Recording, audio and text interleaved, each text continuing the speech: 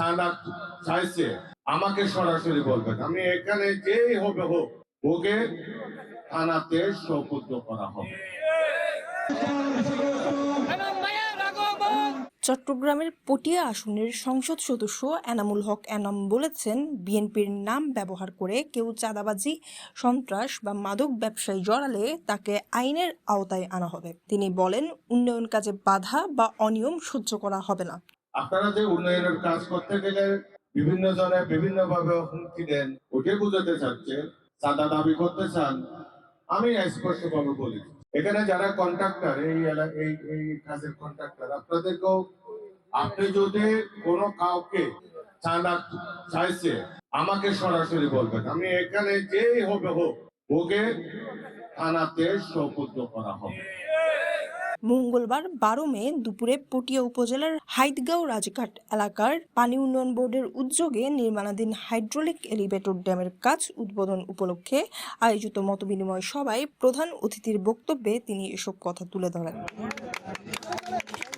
এখানে যেটা অভিযোগ হচ্ছে, উন্নয়ন করতে যাওয়ার পর বিভিন্ন রকমের আপনারা এলাকা থেকে বাধা সৃষ্টি করে, বিশেষ করে আমাদের ইউনিয়ন সাহেব বলেছেন হাইড্রো ইউনিয়নের লোকজন এটা একটু বেশি মাত্রায় কাজ করে।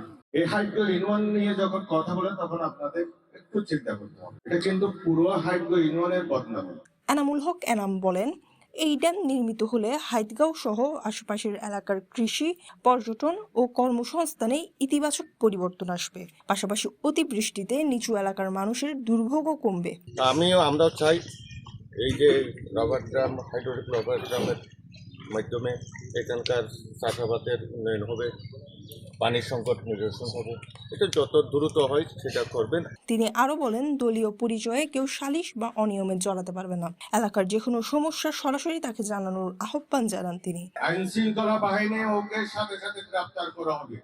এখানে চাঁদাবাজ আমাদের কিন্তু কমিটমেন্ট ছিল। সবাই উপস্থিত ছিলেন পটিয়া উপজেলার নির্বাহী অফিসার ফারহানুর রহমান, পটিয়া থানার ওসি জিয়াউল হক সহ স্থানীয় প্রশাসন, পানি উন্নয়ন বোর্ড ও বিএনপির নেতারা। আর হাইদগাঁও আমি আসার পরে গত 1.5 বছরে যে ইউনিয়নের সবচেয়ে বেশি অভাব অভিযোগ সেটা কিন্তু হাইদগাঁও, এটা বলতে হবে নির্দ্বিধায়।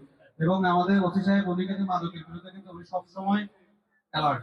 আমাদের স্যারও আছে, এমপি স্যারেরও নির্দেশ আছে আমাদের প্রতি যে মাটি কাটা এবং মাদক দুইটা মা নিয়ে আমরা খুবই কনসার্ন। একটা হচ্ছে মাটি কাটা আর হচ্ছে মাদক, দুইটা মা আমরা এটাকে বলি, মাদক এবং মাটি কাটা। এই দুইটা নিয়ে আমরা খুবই অ্যালার্ট থাকি। বিশেষ করে গতকালকে মাটি কাটার একটা অভিযান কালকে চালানো হয়েছিল, গতকালকে স্যারও ফোন করেছিলেন। উল্লেখ্য, 133 কোটি টাকা ব্যয়ে শ্রীমাই খালের ওপর হাইড্রোলিক এলিভেটর ড্যাম, বাঁধ নির্মাণ ও ব্লক বসানোর 5টি প্যাকেজের কাজ 2027 সাল পর্যন্ত চলবে। এটা আপনাদেরকে খেয়াল করতে হবে, এটা তো আপনাদের মেনটেন করতে হবে। পটিয়া প্রতিনিধির পাঠানো তথ্যচিত্রে নিউজ ডেস্ক, সিটিজি পোস্ট।